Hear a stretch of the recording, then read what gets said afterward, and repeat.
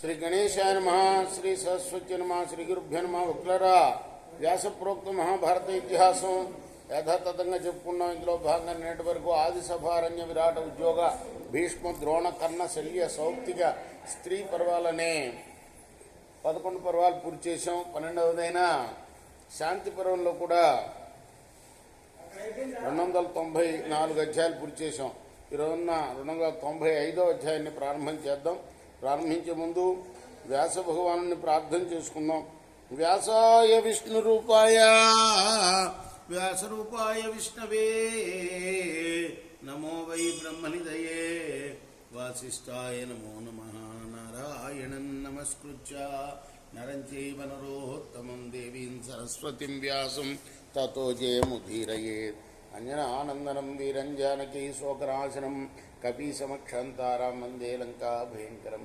సదా నింబవృక్షస్య మూలాధివాసాత్ సుధాశ్రావిణం తీర్థమప్యప్రియంతం తరుంకల్పవృక్షాదికం సాధయంతం నమామీశ్వరం సద్గురుం సాయినాథం. సమర్థద్గురు సాయినాథ్ మహారాజ్ కీ జై.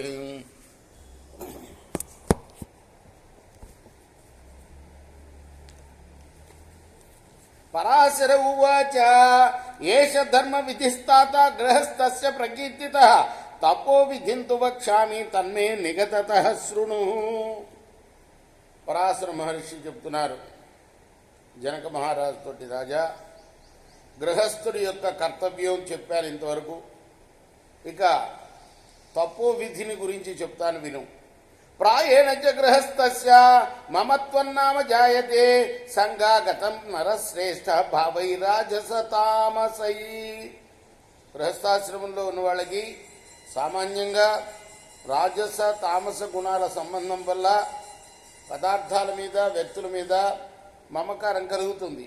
గృహాన్యాశ్రిత్య గావస్య క్షేత్రాని చ ధనాని చ దారాపుత్రాశ్చ భృత్యాశ్చ భవంతిహ నరస్య వై. గృహస్థులైన తర్వాత మానవుడికి ఆవులన్నా పొలాలన్నా సంపదలన్నా భార్య అన్నా సంతానం అన్నా బంధువులన్నా ఇంకా భృత్యులన్నా వీళ్ళందరితో కూడాను సంబంధం ఏర్పరచుకుంటాడు.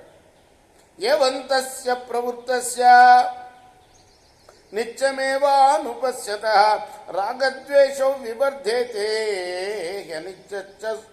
అనిత్యత్వమపశ్యతః. ఈ విధంగా ప్రవృత్తి మార్గాన్ని అనుసరించి, ప్రవృత్తి అంటే మన వృత్తిలో మనం ప్రవర్తించడమే. గృహస్థాశ్రమం యొక్క ఆ వృత్తి ధర్మం ఏంటో అది నిర్వహించడాన్నే ప్రవృత్తి ధర్మం అంటారన్నమాట. ఈ విధంగా ప్రవృత్తి మార్గాన్ని అనుసరించి సాంసారిక విషయాల్లో ఆసక్తులై నిత్యం వాటిని చూస్తూ ఉండటం వల్ల అవన్నీ కూడా అనిత్యాలు అనే దృష్టి లేకపోవడం చేత, అంటే ఇవాళ ఉండి రేపు ఉండనివి అవి అని దృష్టి లేకపోవడం అనిత్యం అన్నమాట.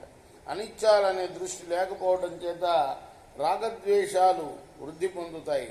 రాగద్వేషాభిభూతంచ నరం ద్రవ్యవశానుగం మోహజాతారతిర్నామా సముపైతి నరాధిప. రాగద్వేషాలకు లోనై మనుషుడు ధనాదుల మీద ఆసక్తులైనప్పుడు మోహం వల్ల రతి ఏర్పడుతుంది. కృతార్థం భోగినం మత్వా సర్వో రతిపరాయణ లాభం గ్రామ్య సుఖాదవ్యం సుఖాద్ అన్యం రతితో నామ పశ్యతి. కామ్య విషయాల్లో మునిగి తేలే ప్రతి వ్యక్తి సంభోగాదులు కలవాడే. కృతార్థులు అని అనుకుని కామక్రీడ కన్నా ఇంకొక లాభం లేదని అది తప్పితే వేరేది పట్టించుకోకుండా ఉంటాడు.